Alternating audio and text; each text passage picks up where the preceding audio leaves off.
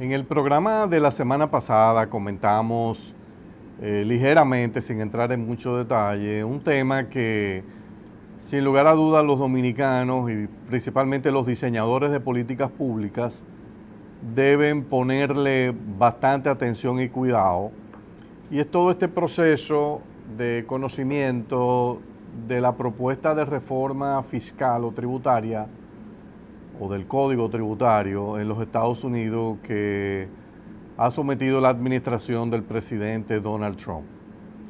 A Donald Trump uno le puede criticar muchas cosas, quizás el tema de cómo se ha manejado con el tema del calentamiento global, el cambio climático, el manejo del tema de la inmigración, el manejo también un poco accidentado, el tema del sistema de salud de los Estados Unidos y la forma de abordar la solución a los problemas que tiene el Obamacare. Son actitudes que ha tomado la administración del presidente Trump que no tienen el respaldo de la mayoría. Y él quizás queriendo seguir fiel al compromiso que hizo con sus bases que lo llevaron al poder, ha tratado de mantener esta línea radical y para muchos extremistas.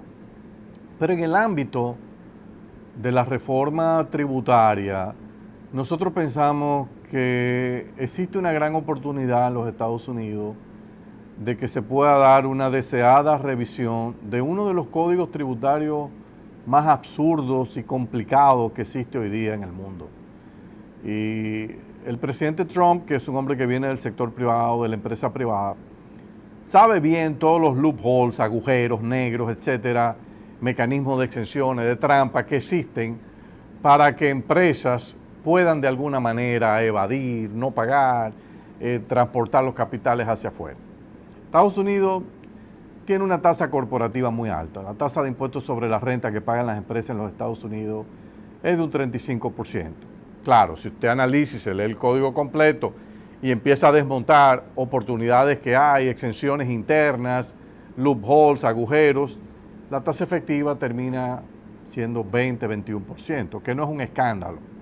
Pero eso ha generado muchas distorsiones y el equipo de economistas que está alrededor del presidente Trump dice, miren, vamos a aprovechar y a sanear esto, meterle un poco de sentido común, viendo lo que hay alrededor del mundo, que hay toda una política de baja en las tasas de impuestos corporativos de las empresas, y poner algo más sensato.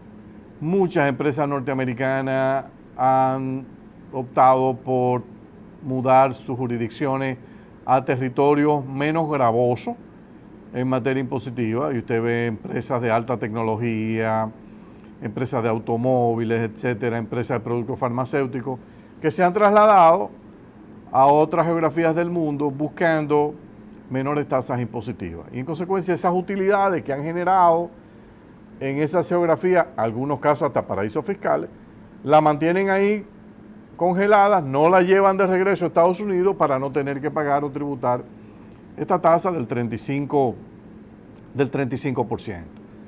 ¿Qué es lo que está planteando el presidente Trump? Bueno, dos componentes. Primero, bajemos la tasa de 35 a 15, aunque el Partido Republicano dice no, 15 no, vamos a poner 20. Probablemente van a terminar en 20, pero es un buen bajón en términos de la tasa nominal. Y al mismo tiempo vamos a ofertar una tasa de un 10% para que todas estas empresas norteamericanas que han acumulado recursos en el exterior, utilidades que no han repatriado, puedan repatriar bajo el patrón que ellos deseen. O sea, le vamos a habilitar esa tasa de 10% por cada dólar de utilidad que repatrien. Entonces, es una forma de generar ingresos en el presupuesto que le permita a la administración de Trump invertir todo lo que tienen previsto invertir en el ámbito de modernizar toda su infraestructura vial. Hay una reforma también del impuesto sobre las personas físicas que consolida tasas, reduce un poco la tasa marginal máxima, pero esa no es realmente la reforma más importante. La reforma más importante es la que se enfoca en el tema de la tasa corporativa, que al mismo tiempo se lleva una gran cantidad de loopholes, agujeros, exenciones, mecanismos que tienen las empresas para reducir la tasa efectiva. O sea que en términos de la pérdida de recaudación, inicialmente él podría tener un aumento en el déficit fiscal, pero es un déficit fiscal en una economía que lo podría soportar. El déficit en Estados Unidos, el déficit fiscal ha venido bajando dramáticamente, la administración de Obama lo logró bajar significativamente, y que suba un 1% en un año no es el fin del mundo si uno calcula el impacto en términos de crecimiento que podría generar esta reforma. Entonces ustedes dirán, bueno, pero esto está muy bien para Estados Unidos, ¿qué tiene que ver eso con nosotros en República Dominicana? ¿Qué tiene que ver eso con el resto de América Latina? Bueno, muy sencillo, las tasas promedio de impuestos sobre la renta corporativa en América Latina están 27, 28, hay países de 35%, países de 30%, Perú creo que tiene 29.5, Chile tiene 25%. Hay muchas tasas, pero el grueso está entre 27 y 30. Si Estados Unidos fija una tasa de 20 y nosotros le decimos, no, nosotros vamos a mantener la nuestra, automáticamente le estamos estableciendo a las empresas de capital norteamericano que están en nuestro territorio una penalización. Una penalización porque cuando ellos paguen aquí 27, solamente pueden tomar crédito en Estados Unidos por 20 de los 27. Y en consecuencia hay 7, que es una pérdida. ¿Qué harían los inversionistas? Bueno, vamos a buscar los países que tengan de 20 para abajo, de manera que nosotros no suframos esta pérdida. Entonces, vámonos para Singapur, que tiene una tasa de 17. Vámonos para Hong Kong, que tiene una tasa de 15. Vámonos para varios de los países nuevos de Europa del Este, que tienen todos tasas del 10 al 15%, algunos hasta 0. O sea, no estamos solos en el planeta, ¿eh? Paraguay, por ejemplo, tiene una tasa de un 10%. Y si América Latina hace así y se para en dos partes y dice, no voy a bajar mi tasa, bueno, Paraguay se podría beneficiar. Hay algunos países de la región también que tienen tasas cercanas al 20%. Entonces aquí lo inteligente es un análisis de, bueno, yo dependo mucho o no dependo mucho de la inversión extranjera directa norteamericana. Si uno toma los datos del Banco Central, uno dirá, bueno, es importante, no es el fin del mundo, pero es importante. Pero también hay una que no sabemos qué nacionalidad que tiene. El mayor componente de la inversión extranjera que entra a República Dominicana dice no tener nacionalidad o dice otros. ¿Qué es lo que significa otros? Otros se puede definir como empresas o capitales norteamericanos que prefieren constituir una filial en un paraíso fiscal y ese paraíso fiscal a su vez es el que invierte en Dominicana. Entonces usted aparece con que Panamá, Caimán o las Islas Vírgenes Británicas son los principales fuentes de origen de la inversión. Pero esos países no existen, o sea, esos son países que son puntos, son direcciones geográficas, pero eso no.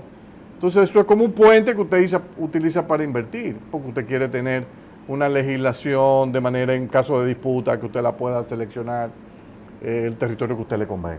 Entonces, el grueso de eso también es norteamericano. Entonces, para Dominicana, jugar con esto es jugar con candela. Implicaría, por tanto, que nosotros aquí tendríamos que, desde ya, ir haciendo diferentes escenarios de reforma, donde la tasa máxima de impuesto corporativo, que debe ser única, no puede pasar de 20. Ahora, perder 7 puntos, mucho dinero. Para nosotros ahora es mucho dinero, es un dinero que no lo podemos desperdiciar y quizás si vemos que hay un movimiento de muchos países que podrían irse al 15%, si lo bajamos entonces del 27 al 15, la pérdida es todavía mayor, en cuyo caso eso va a implicar una revisión profunda de todo un sistema de exenciones fiscales que tenemos en el país, comenzando con el ITEVIS. Porque no nos perdamos. Ahí es que está el grueso del gasto tributario de República Dominicana. Más de la mitad, ahí es que se genera. Y no solo eso, la mayor parte de la evasión que se da en ITEVIS en parte se debe a la existencia de esas exenciones, que te generan unas oportunidades espectaculares para tú burlarte de las oficinas recaudatorias de ese impuesto. Pero este es un tema que debemos comenzar a pensarlo en el país, Jackie. Mira, Andy, aquí hay dos puntos interesantes. El primero, como tú bien decías, esta reforma es revolucionaria para Estados Unidos y claramente podría implicar mayores déficits fiscales en el caso de Estados Unidos en particular. Es una reforma que claramente va a pasar eso en Estados Unidos.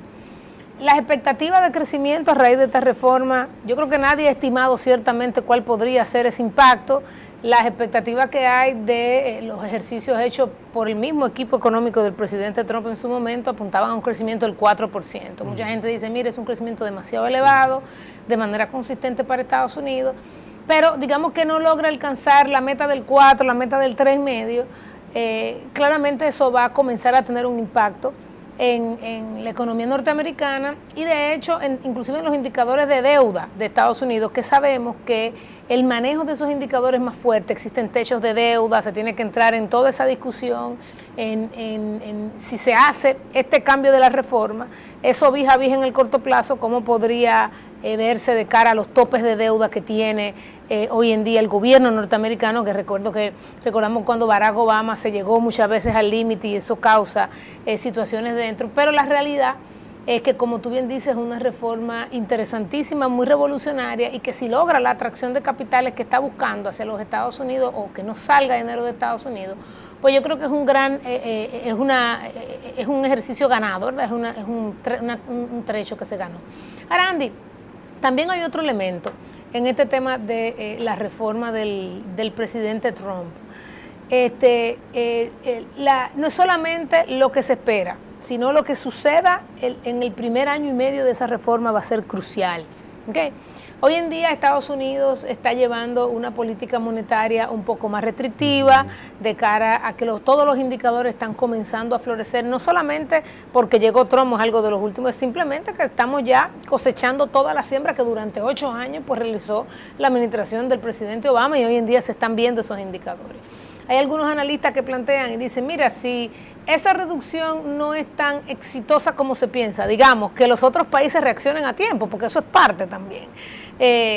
Entonces, pues claramente las expectativas de crecimiento de la economía podrían bajar en el tiempo y obviamente que con eso las expectativas de inflación también podrían bajar en el tiempo y podría inclusive haber un cambio. Todavía el mercado norteamericano, aunque hay mucho optimismo a raíz de la reforma, no ha comprado 100% de la reforma. Tú lo ves, por ejemplo, en los mercados tú ves las tasas de interés de muy corto plazo que suben, sin embargo las tasas de interés a más largo plazo todavía no tienen una trayectoria a la alza, con lo cual no tienen unas expectativas de inflación producto de un crecimiento fuerte incorporado. Pero de todas maneras se ve una gran decisión en torno a esta reforma y si se da, mira, los mercados cambian de un momento a otro. Yo creo que en el momento en que diga esta reforma va, los mercados la van a ese valor presente viene inmediatamente y nosotros vamos a poder ver el cambio. En el caso de países como los nuestros, como tú dices, República Dominicana, en el caso de Dominicana estamos en una disyuntiva muy interesante. El Estado decide no hacer una reforma fiscal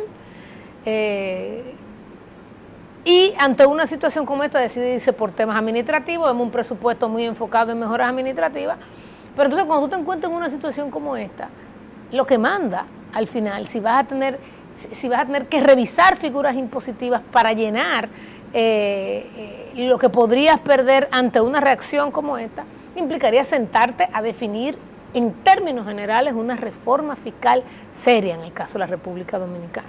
Entonces, cuando tú dices, mira, tenemos que tomar en cuenta que si Chile reacciona, Argentina reacciona, Argentina es una que yo veo que prácticamente podría reaccionar muy rápidamente a algo como esto. O sea, con lo que vemos que está pasando hoy en día en Argentina, los cambios que se están sucediendo, yo creo que es una respuesta natural que puede dar una Argentina. Chile siempre ha sido bastante ágil y flexible, como tú dices, tenemos Paraguay ahí. Algunos países de Centroamérica, de hecho, sé que ya están pensando y analizando esta situación. Entonces, si a nosotros nos toca, debemos evitar hacer lo que somos expertos. A la carrera. A la carrera y con unos parches. Sí. Es corriendo y con unos parches. Porque entonces eso puede ser mucho más doloroso que hacer simplemente la reforma que tenemos que hacer. Si nosotros pasamos estos 2 primeros años del segundo periodo del presidente Medina, sin nosotros realizar esa reforma, antes yo lo veo muy poco probable, porque entonces vamos a entrar en una discusión y cuando ya estemos con el agua al cuello, quizá entrando en el año 2020, entonces le dejemos este problema a otro. Bueno, y eso sí es vamos a difícil. una pausa y venimos con la parte final.